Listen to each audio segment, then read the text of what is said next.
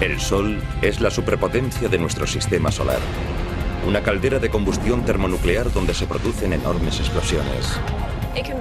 Puede ser una masa similar a la del monte Everest, que sale del Sol y se proyecta hacia el espacio. A 150 millones de kilómetros de distancia podría parecer que estamos a salvo de la ira del Sol. ¿Pero es así? Es importante saber, sobre todo en la época actual, qué ocurre en el Sol. En el centro del Sol, a medida que va rotando, está la zona crítica. Cuando algunos expertos han pronosticado el mayor periodo de actividad solar de la historia moderna, nunca ha sido más importante comprender los secretos del Sol.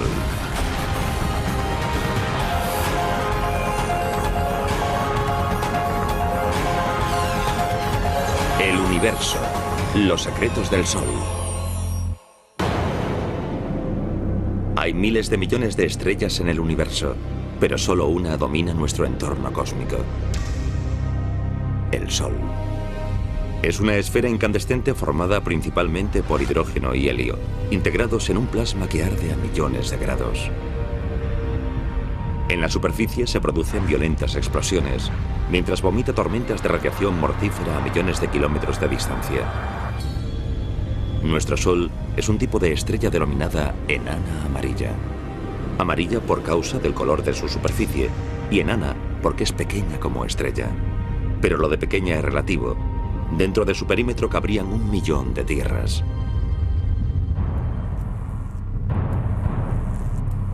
En nuestro sistema solar no existe una estrella mayor que el Sol. Con 1,5 millones de kilómetros de diámetro, es una estrella cósmica de primer orden. El Sol es enorme, lo más grande de nuestro sistema solar. No solo es la mayor estrella del sistema solar, sino la única que hay en él. Está rodeada por una serie de elementos más pequeños que denominamos planetas, cometas y lunas, pero el Sol es nuestra estrella. Nuestra estrella es una enorme fuente de calor y energía. Tiene una temperatura en superficie de 5.537 grados centígrados y genera 380 trillones de megavatios de potencia. Deja pequeña cualquier cosa a escala humana. La presa Hoover de Nevada solo genera 2.080 megavatios. En un segundo, el Sol produce más energía que la utilizada por toda la civilización humana. Toda esa energía en un solo parpadeo. Y lo más increíble es que lleva haciéndolo miles de millones de años. Los primeros astrónomos no entendían del todo cómo podía generar tanta energía el Sol, y durante un periodo de tiempo tan largo.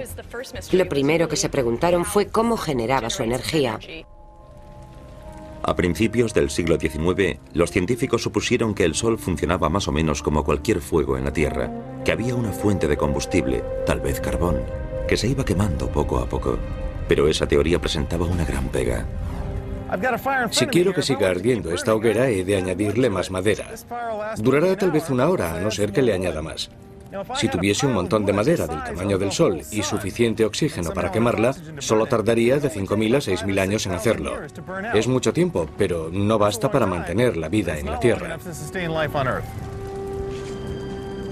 A principios del siglo XX, el datado del carbono de las rocas y los fósiles de la Tierra habían demostrado que el Sol existía y que generaba calor suficiente para mantener la vida, no desde hacía miles de años, sino 3.000 millones. Si quisiéramos encender una hoguera que durase tanto tiempo, se necesitarían 258 billones de metros cúbicos de madera, es decir, 43.000 metros cúbicos por cada hombre, mujer y niño del planeta. Estaba claro que tenía que haber algún otro proceso desconocido en la Tierra que alimentaba al Sol. En la década de 1920, los científicos hallaron la respuesta al rompecabezas gracias a un proceso que después se aprovecharía para alimentar la bomba de hidrógeno, la fusión nuclear. La fusión se produce cuando los átomos chocan entre sí a gran velocidad y acaban fusionándose. Para que esto ocurra, deben darse las condiciones idóneas. Para que se produzca la fusión, como esos dos protones tienen carga eléctrica positiva y ambos se repelen, hay que conseguir que se acerquen lo suficiente. Para conseguirlo tiene que haber calor, es decir, que las partículas se muevan a gran velocidad en un medio muy denso para que se acerquen lo bastante, que choquen y lograr que se fusionen. El núcleo del Sol es el entorno perfecto para la fusión nuclear. Es el lugar más caliente del sistema solar, con 15 millones de grados centígrados. Y también es increíblemente denso. 10 veces más denso que el plomo. Con esa densidad podría parecer sólido, pero no lo es, porque está tan caliente que se mantiene como un plasma. Si calentamos un gas a una temperatura lo bastante elevada, los electrones se desprenden de los átomos y pululan flotando en esa sopa. En el núcleo del Sol el comportamiento es distinto al que tendría un gas, así que lo denominamos de otro modo, lo llamamos plasma. Para entender bien lo que ocurre en el centro del Sol, debemos hallar el modo de imaginar lo casi inimaginable. Además de estudiar el Sol, también juego al billar. El Sol es un lugar donde hay miles de millones de partículas que chocan e interactúan entre sí. Y no dista mucho de ser una mesa de billar cósmica a una escala inimaginable. No importa lo fuerte que se golpee una bola. Nunca se golpeará lo bastante fuerte para que una bola se fusione con otra. Pero hay tanta presión y una densidad tan alta en el centro del Sol que si dos objetos chocan, sí que acabarán fusionándose. En el Sol, esos objetos son átomos de hidrógeno que acaban uniéndose por la inmensa presión y forman átomos de helio. En ese proceso de fusión, el átomo resultante posee ligeramente menos masa que los que lo crearon. La masa que falta se libera en forma de energía. Cada segundo dentro del Sol, 600 millones de toneladas de hidrógeno se fusionan y forman 595 millones de toneladas de helio. Esos 5 millones de toneladas de masa perdida en el proceso se convierten en una energía igual a 1000 millones de bombas de hidrógeno de 1 megatón. Y ocurre cada segundo. Cuando estudiamos el cosmos, vemos que el proceso que proporciona la mayor cantidad de energía gratuita es el que se da en el centro de estrellas como el Sol. Ahora sabemos que el Sol se alimenta de la fusión nuclear. Es el único combustible conocido que puede mantener la incandescencia del Sol el tiempo suficiente para mantener la vida en la Tierra durante miles de millones de años. La luz del Sol. Tan crucial para la vida y a menudo no le damos importancia. Pero el modo en que la luz consigue llegar desde allí hasta aquí resulta una historia increíble. La energía creada en el proceso de fusión sale del núcleo en partículas de luz y calor llamadas fotones. Son los que traen los cálidos rayos del Sol a la Tierra. Para llegar a nuestro planeta, esos viajeros luminosos de nuestra estrella más cercana deben recorrer un largo camino a través de todas las capas del Sol, igual que Dante recorrió los distintos niveles del infierno. Primero un fotón entra en la zona radioactiva de 298.000 kilómetros de espesor. La zona posee tal densidad que el fotón choca constantemente contra otras partículas, entre ellas átomos de hidrógeno y helio. Lucha por salir describiendo un caótico zigzag que los científicos denominan paseo al azar. Un fotón no puede escapar sin entrar en contacto con otras partículas una y otra vez. Los átomos lo absorben y vuelve a ser expulsado. Y ese proceso puede repetirse millones de veces.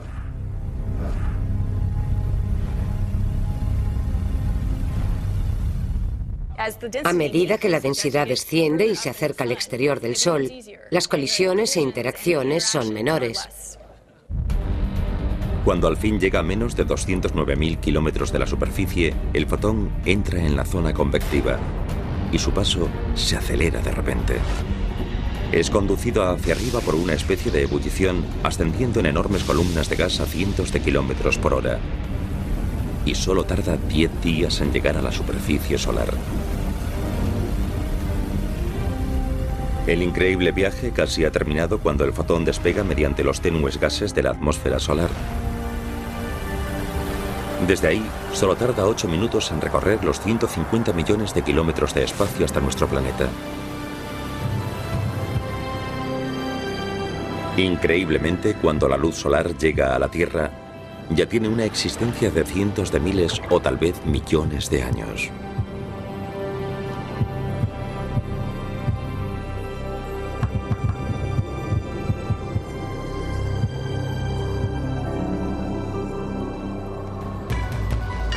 Para el Sol, incluso 1 millón de años son un pequeño lapso de tiempo.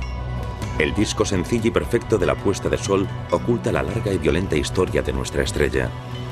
Es una bola de fuego generada hace miles de millones de años tras una enorme explosión conocida como supernova. Tras esa explosión titánica en la que estalló una estrella mucho mayor que el Sol, quedaría una enorme nube de gas muchas veces mayor que el sistema solar y pequeños cúmulos de material que se irían uniendo dentro de esa gran nube. Hace unos 5.000 millones de años, unos 10.000 millones de años después del Big Bang, que según los científicos dio inicio al universo, esa nube empezó a disminuir debido a la atracción de la gravedad. Nuestro sistema solar probablemente surgió de uno de esos cúmulos de gas autogravitante que se amalgamó y poco a poco se dio la vuelta, a medida que giraba, como un patinador que extiende los brazos durante un giro, hasta que la estrella y los diversos planetas se incorporaron a su alrededor. Por último, cuando la estrella tenía suficiente densidad, se iniciaría la fusión, empezaría a brillar y emitiría luz. ¿Por qué creen los científicos que el Sol nació de las cenizas de una supernova? La prueba está bajo nuestros pies. Los elementos complejos y pesados, como el uranio que extraemos de la Tierra para alimentar nuestras centrales nucleares, no pudieron haberse formado en el Sol. En una estrella de ese tamaño, no hay suficiente calor para crear elementos más pesados que el hierro. Los elementos pesados, como el uranio, solo pueden crearse en una explosión cósmica enorme. La Tierra y los demás planetas del sistema solar se formaron a partir del mismo cúmulo de gas que creó el Sol. En ese proceso el Sol absorbió el 99% de la masa. Eso significa que es el mayor objeto cósmico de nuestro sistema solar y que ejerce la mayor fuerza de gravedad. Por eso todo gira en torno a él. De todos los planetas, la Tierra obtuvo un lugar privilegiado respecto al Sol. Si estuviésemos más cerca de él, nuestros océanos se evaporarían y el suelo estaría lo bastante caliente para fundir el plomo. Si estuviésemos más lejos, nuestro planeta sería un desierto helado. Es como el cuento de Ricitos de Oro y los Tres Osos. Ni muy caliente ni muy frío. La temperatura perfecta. Estamos a unos 150 millones de kilómetros del Sol y nos alegramos de estar aquí. Tenemos suerte de estar aquí y estamos aquí porque se han dado las circunstancias idóneas. Puede que la Tierra esté en el lugar idóneo dentro del sistema solar, pero también estamos lo bastante cerca del Sol para ser blanco de su furia. Miles de explosiones descomunales sacuden nuestro Sol cada año.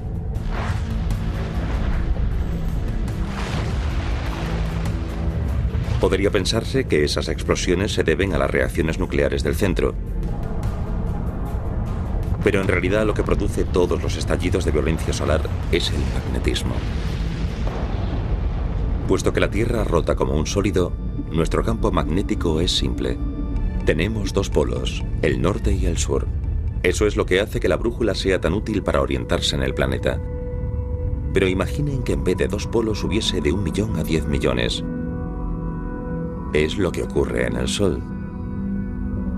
El campo magnético del Sol es una maraña enredada, porque aunque se mantiene unido gracias a la gravedad, el plasma no rota de modo uniforme. El plasma del ecuador rota una vez cada 25 días terrestres, mientras que el plasma de los polos tarda unos 35 días en dar la vuelta una vez. El Sol tiene lo que denominamos rotación diferencial. Todo ese plasma está rotando y removiéndose, y eso origina que las líneas del campo magnético se retuerzan, se entrelacen y se mezclen. Aunque las líneas del campo magnético son invisibles, sabemos que existen en el Sol gracias a las figuras denominadas rizos magnéticos, que se elevan hacia la atmósfera solar.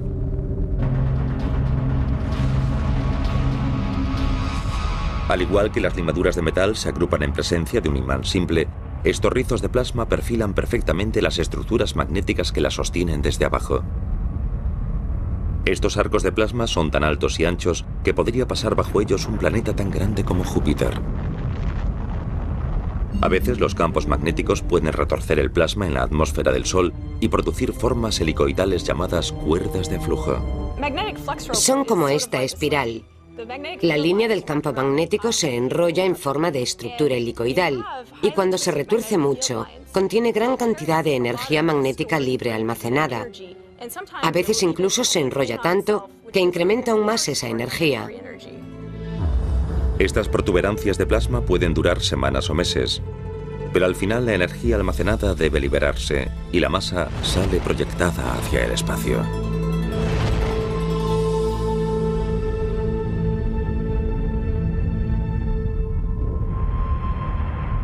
Donde el campo magnético del Sol está más retorcido y es más complejo, el calor que bordea desde abajo está cubierto y el material se ha enfriado al menos 1000 grados. Como resultado, aparecen manchas relativamente oscuras en la superficie solar denominadas manchas solares. Estas manchas solo parecen oscuras comparadas con el material incandescente que las rodea. Si hubiese algún modo de colocar una de ellas aislada en el espacio, brillaría 10 veces más que la luna llena. Estas manchas, que parecen diminutas, en realidad son cráteres de plasma tan grandes como toda la Tierra. Galileo fue uno de los primeros científicos modernos que observó las manchas solares. Utilizando un telescopio, proyectó la imagen del Sol sobre un papel y la dibujó. Se percató de que las manchas se movían por la superficie de la estrella, lo cual fue el primer indicio de que el Sol rotaba. No solo rota el Sol, sino que las propias manchas solares pueden girar como huracanes sobre la superficie solar. Y cuando lo hacen, las líneas de su campo magnético se retuercen en extremo. Al retorcerse, esas líneas magnéticas acumulan más energía y por tanto pueden producirse grandes erupciones. Imaginen que una goma es una línea del campo magnético. Si le damos vueltas y la retorcemos a tope, tendrá tanta energía que cuando la soltemos se liberará. Si cogemos una goma sin retorcer y la soltamos, no liberará energía.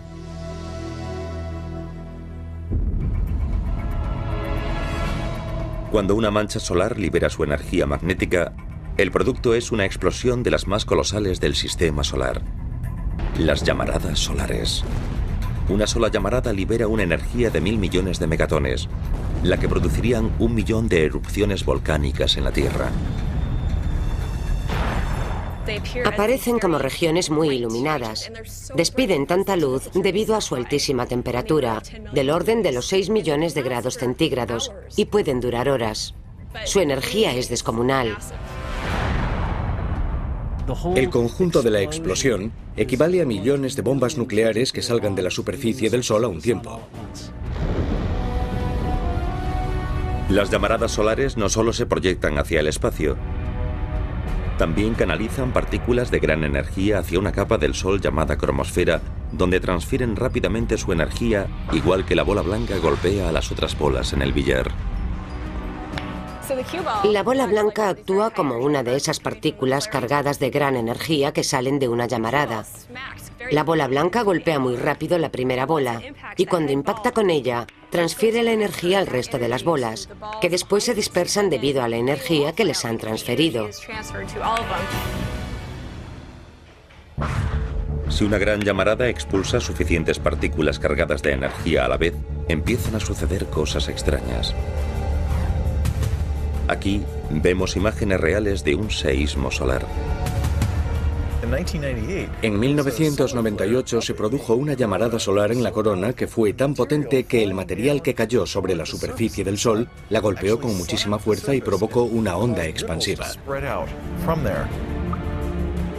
Aunque pueden parecer ondas en un estanque, en realidad son olas de 3 kilómetros de altura que se desplazan a una velocidad máxima de 402.000 kilómetros por hora.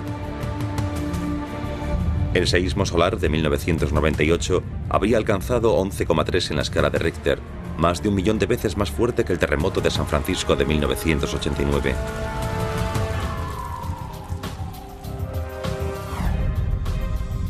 Para sacudir la superficie del Sol de ese modo, la llamarada solar tuvo que liberar una cantidad colosal de energía.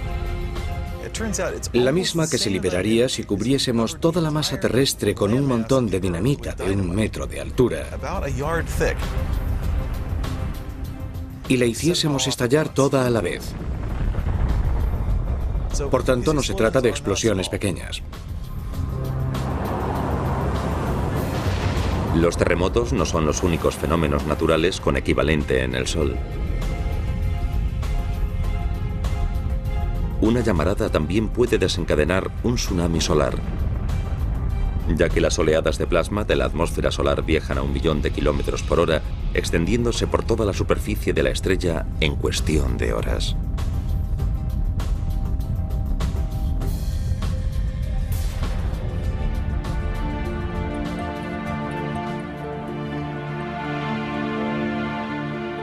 Aunque los seísmos y los tsunamis solares no representan peligro alguno para la Tierra, la violenta actividad de las llamaradas con frecuencia desencadena erupciones peligrosas denominadas eyecciones de masa coronal o CME.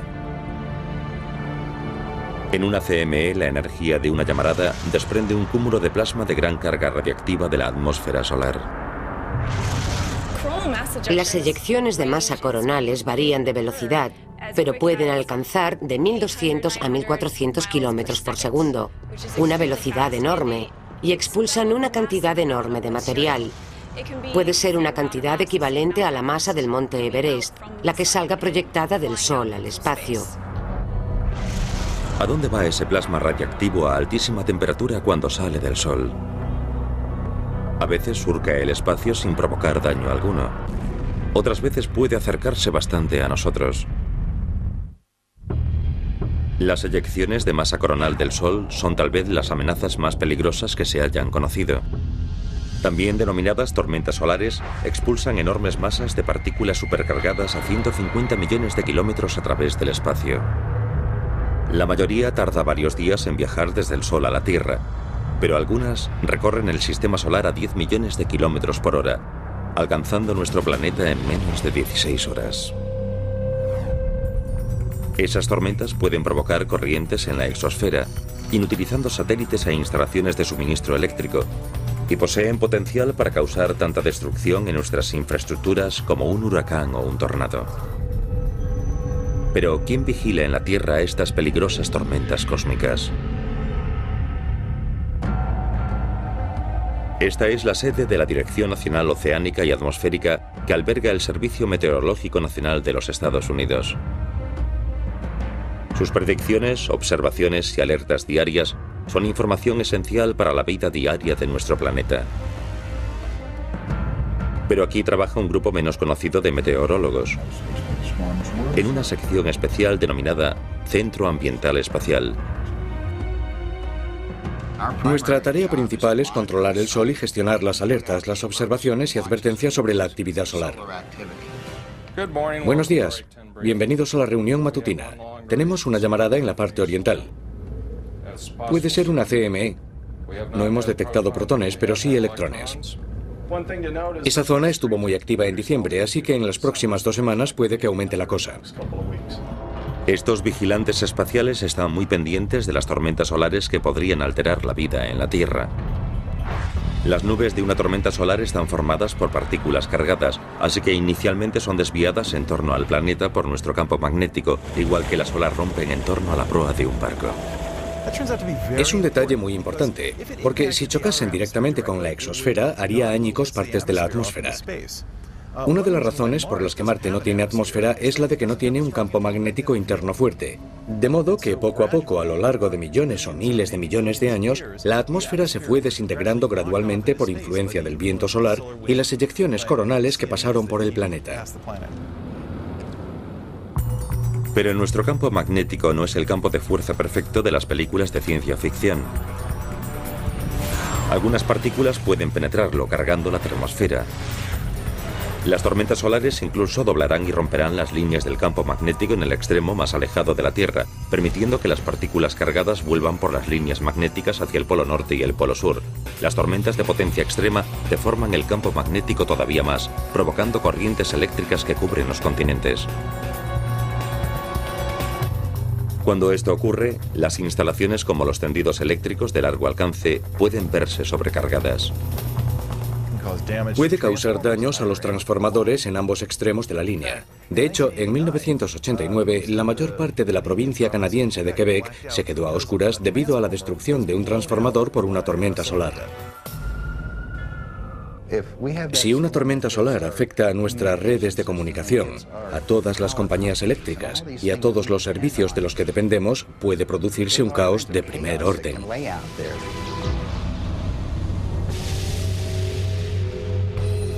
Si los suministradores de energía tienen tiempo para reaccionar, pueden reducir la cantidad de electricidad en las líneas y evitar la catástrofe. Los operadores de los satélites también pueden prepararse para el ataque con un aviso a tiempo. Cuando se avecina una gran tormenta espacial, se apagan algunos de los satélites para que la tormenta no provoque cortes eléctricos ni inutilice de algún otro modo el satélite. O sea que cuanto antes se avise, mejor. No saldríamos a navegar sin asegurarnos de que el tiempo va a ser bueno. De igual modo, cuando tenemos una red de suministro, como un tendido eléctrico o telefónico, que pueden verse afectados por el clima en el espacio, necesitamos saber el pronóstico del tiempo para obrar en consecuencia. Las tormentas solares también interrumpen las comunicaciones de alta frecuencia utilizadas en aviación. En los años 80, el Air Force One transportaba al presidente Reagan en un viaje a China cuando se produjo una tormenta solar. Todas las comunicaciones quedaron cortadas varias horas, aislando por completo al jefe de gobierno de los Estados Unidos. Es tan esencial como el pronóstico del clima terrestre. Cuando se avecina un tornado, sabemos que urge informar al público para que la gente sepa lo que va a ocurrir. Lo mismo ocurre con el clima espacial. Los que dependen de esa información necesitan conocerla y cuanto antes. Hace tan solo unas horas detectamos una eyección de masa coronal. Comprobaremos a dónde se dirige esa masa y después podremos medirla y ver cuánto podría tardar en llegar a la Tierra desde el Sol. Vemos una enorme explosión de material que sale del Sol. Fíjense en esta imagen pequeña. Aquí tenemos el Sol cubierto. Y miren la masa que sale proyectada al espacio. Es enorme, descomunal. Como las líneas magnéticas surgen del Polo Norte y del Sur, la energía de las tormentas solares tienen acceso fácil a esas zonas. Por esa razón, a los expertos les preocupa que los que viajen en avión sobre los polos durante una potente tormenta puedan verse expuestos a niveles dañinos de radiación. Tal vez una dosis igual a 100 radiografías. No es algo para tomarlo a la ligera porque no sabemos si esa radiación podría volverse más intensa de repente mientras un avión está en vuelo. La amenaza de la radiación solar es solo otra razón más para que los científicos vigilen con detenimiento el Sol. Es importante saber, sobre todo actualmente, qué ocurre en el Sol. La Tierra no es una isla. Nos afecta todo lo que ocurre en el sistema solar. Las manchas solares son las desencadenantes de la mayoría de las tormentas solares. Por eso los científicos las vigilan meticulosamente a medida que rotan a través de la superficie del Sol. Posición, posición, posición. Esas eyecciones de masa coronal son algo habitual en el Sol. Muchas de ellas se aprecian en la parte visible del Sol y otras en la posterior. Las de la posterior no están orientadas hacia la Tierra, así que son menos preocupantes. A medida que el Sol rota y la región activa se sitúa cada vez más cerca del centro del disco orientado hacia nosotros, entonces sí que debemos preocuparnos. En el centro del Sol, a medida que va rotando, está la zona crítica.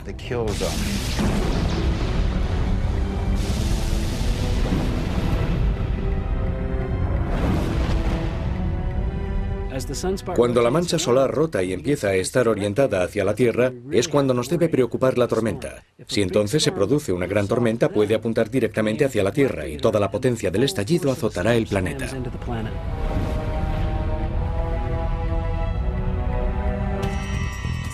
Es como apuntar con una escopeta hacia un objetivo. Cuanto más certero es el impacto, más dañinas serán las consecuencias.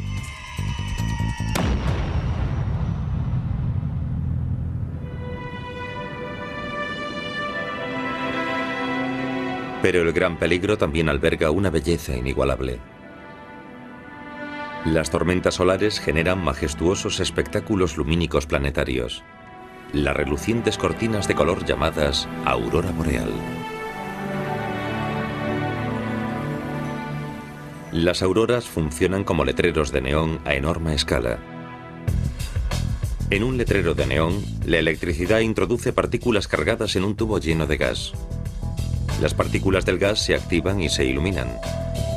Si el tubo solo tiene neón dentro, el color será rojo. Al añadir otros gases como argón, se conseguirán muchos más colores. El cartel de neón se ilumina por efecto del campo eléctrico del interior del tubo, mientras que la aurora surge por el campo magnético y la energía del Sol.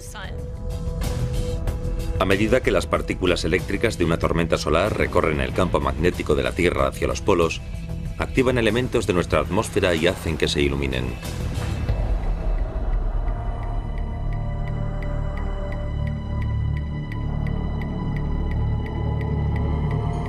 Las moléculas de oxígeno emiten un color verde o rojo. El nitrógeno emite tonos rosas, azules y violetas.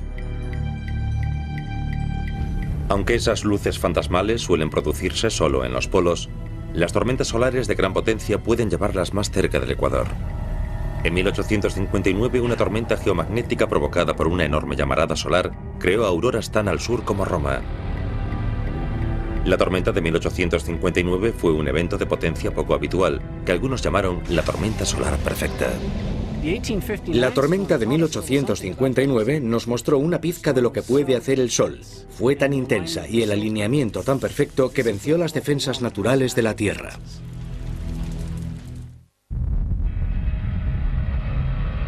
Una gran llamarada solar surge de la superficie del Sol.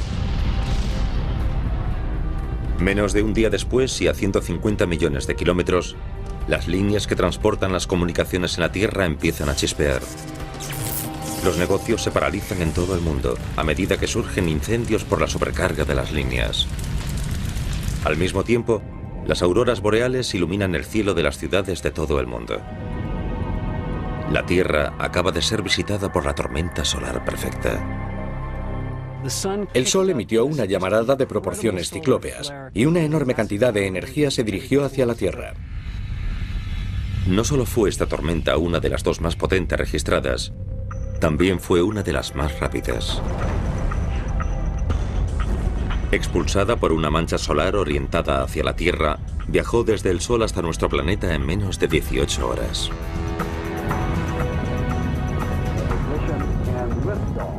Una nave espacial rápida tarda años en llegar al Sol. Esa tormenta, esa nube de partículas eléctricas, consiguió llegar aquí en menos de un día. Su velocidad fue increíble. Por suerte, la tormenta solar perfecta tuvo lugar en 1859, cuando la única tecnología vulnerable al ataque era el telégrafo.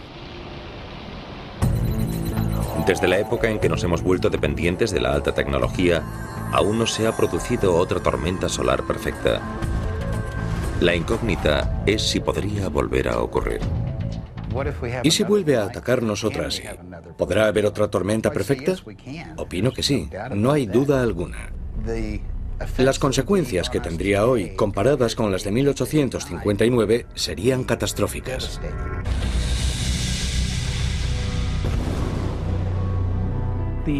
Los efectos en la Tierra y en nuestras redes de comunicaciones no se pueden calcular. Eso es lo más aterrador.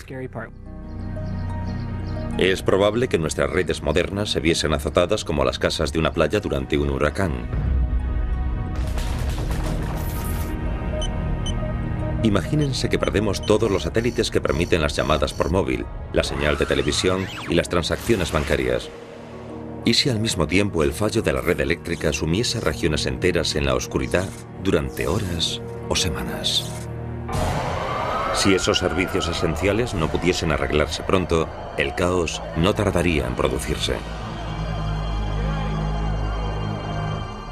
Tendría consecuencias que afectarían a toda la sociedad y a todo ser vivo del planeta. Las tormentas solares pueden ser tan difíciles de predecir como los huracanes. Aunque los científicos carecen de instrumental para prever la próxima tormenta perfecta, sí saben que es más posible que se produzca en el apogeo del ciclo de 11 años de las manchas solares. Lo que ocurre es que el Sol cambia la dirección de su campo magnético cada 11 años. Por tanto, en 22 años cambia y vuelve a su estado inicial. Al aproximarse el cambio de cada 11 años, el número de manchas solares aumenta y se produce un pico de actividad solar. Lo denominamos período solar máximo. Se intercalan cada 5 años, partiendo de períodos que denominamos de mínimo solar. De modo que en 11 años avanza y retrocede. El Sol a veces se muestra feroz y se vuelve loco y ofrece un espectáculo de fuegos artificiales constante. Y después empieza a declinar, y durante unos años se va calmando hasta que llega a un punto bajo en el que dispara un cohete de vez en cuando, pero no en gran cantidad. Al igual que en las temporadas de huracanes, los máximos solares varían de intensidad. Algunos producen tormentas solares más potentes que otros. Aunque ahora estamos en un mínimo solar, los científicos observan detenidamente para evaluar el efecto que podría desencadenar el próximo máximo solar.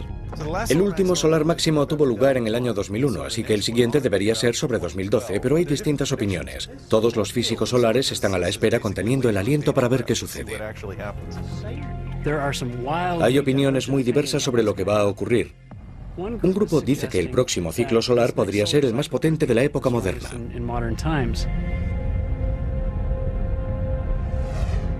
Si esa predicción es correcta, la Tierra podría sufrir graves consecuencias. Tal vez ocurra de nuevo algo similar a lo de 1859. Si sucediese ahora, ocasionaría un daño inimaginable. Vamos a aprender muchas cosas sobre lo que puede sucederle a la tecnología moderna cuando el Sol desate su furia. Gran parte de la violencia del Sol se produce aquí, en la caliente atmósfera externa conocida como corona. Esta región guarda desde hace tiempo uno de los grandes misterios solares, porque aunque está a 800.000 kilómetros del núcleo generador de calor, está a millones de grados de temperatura. Eso parece violar las propias leyes de la física. Es muy extraño. Aquí tengo un termómetro. Si lo acerco al fuego, alcanza gran temperatura. Donde está ahora la varilla hay más de 93 grados centígrados. Si aparto la varilla y la alejo del fuego, baja a unos 36 grados. Cuanto más me alejo del centro, más se enfría. En la atmósfera, en la corona del Sol, la temperatura está tan alta como en el núcleo. Es como si, por ejemplo, allá lejos la hoguera calentase igual que estando cerca de ella, aun estando muy lejos del fuego. ¿Qué fuerza podría causar el gran calentamiento de la corona? La respuesta los dejará atónitos. La caliente corona solar está a millones de grados de temperatura. Durante siglos a los científicos les ha desconcertado que algo tan alejado del núcleo del Sol pudiese estar tan caliente. Recientemente, cuando los satélites modernos ofrecieron una imagen más cercana de la superficie solar, empezaron a surgir pistas. Bajo la corona, la superficie del Sol está hirviendo literalmente. Se debe a que toda la superficie del Sol está cubierta de células de convección. El material caliente del interior del Sol se eleva, alcanza la superficie, se enfría brillando, emitiendo luz solar, y después vuelve a descender. Cada burbuja de material que asciende es tan grande como todo Texas. Se extiende por la superficie, se enfría y vuelve a descender en 5 minutos. De modo que es un proceso extremadamente violento y ocurre en casi 1 millón de sitios por toda la superficie del Sol sin descanso, a todas horas y todos los días. Esa actividad no solo es violenta, sino también muy ruidosa. El Sol es un lugar muy ruidoso. Imagínense toda la superficie del Sol cubierta de altavoces a un volumen tan alto como el concierto de rock más estridente en el que hayan estado. Sería algo comparable al ruido que hay en la superficie del Sol. La superficie en movimiento del Sol crea suficiente energía sonora para calentar la corona a millones de grados. Los científicos creen que una mezcla de esas ondas sonoras y energía del campo magnético del Sol es lo que produce la alta temperatura captada en la corona. La única vez que se puede ver la corona desde la Tierra es durante el apogeo de uno de los fenómenos más espectaculares del cosmos: un eclipse total de Sol. Antes de que los científicos los entendiesen, estos fenómenos sobrecogedores solo inspiraban temor. Los antiguos chinos creían que un dragón estaba devorando el Sol. Pero, ¿qué sucede realmente durante un eclipse solar? En términos sencillos, la Luna nos impide ver el Sol. Imaginen que están sentados en el cine entretenidos viendo algo en la pantalla y que de repente alguien de la fila de enfrente pasa delante y les impide ver. En un cine es desagradable que alguien nos pase por delante, pero en un eclipse tenemos la suerte de que la luna se ponga delante del sol y también de que lo tape por completo. Tenemos suerte de que la luna, aunque es 400 veces menor que el sol, también esté 400 veces más cerca de nosotros. Esa coincidencia cósmica hace que los dos objetos parezcan tener el mismo tamaño en el cielo, y así uno puede tapar por completo al otro. Este magnífico fenómeno cósmico solo sucede cuando la trayectoria de la luna cruza la línea entre la Tierra y el Sol. La órbita de la luna está ligeramente inclinada, unos 5 grados. Si no fuese así, habría un eclipse cada mes. Y entonces nos aburriríamos. Pero no nos aburre, porque la mayoría de los meses la luna pasa por encima o por debajo de la línea que va de la Tierra al Sol. Así que en vez de uno al mes, se ve un eclipse total desde algún lugar de la Tierra una vez cada año y medio. A medida que la luna se coloca delante del Sol, proyecta una sombra sobre la Tierra. La parte exterior, donde la sombra es más leve, se llama penumbra. Si uno está dentro de la estela trazada por la penumbra a medida que se desplaza por la superficie de la Tierra, entonces verá solo un eclipse parcial. Pero si estamos en un lugar dentro de la senda de la sombra oscura, denominada umbra, podremos disfrutar de la majestuosidad de un eclipse total. Hay otra opción para quien no pueda viajar hasta la senda de la umbra. Esperar en un lugar el tiempo suficiente y podrá ver un eclipse total en esa zona una vez cada 300 años.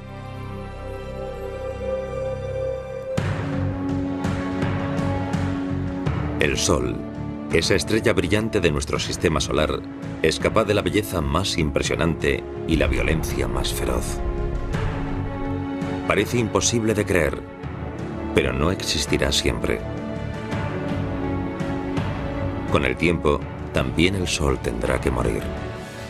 El Sol tiene una cantidad de combustible determinada en su núcleo, y la fusión se produce en él a un ritmo que puede calcularse.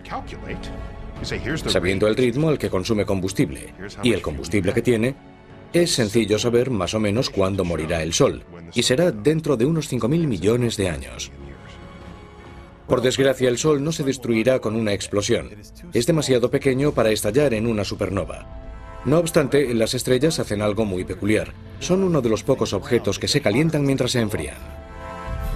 Cuando vaya agotando el hidrógeno de la combustión, nuestra estrella más cercana se enfriará e irá menguando debido a la fuerza de la gravedad. La energía de esa reducción volverá a calentar el núcleo de nuevo a cientos de millones de grados, lo suficientes para que el helio empiece a arder. Debido al calor adicional de la combustión del helio, la estrella se expandirá y formará un orbe monstruoso denominado gigante rojo. Se volverá tan grande que devorará por completo a Mercurio, Venus y la Tierra.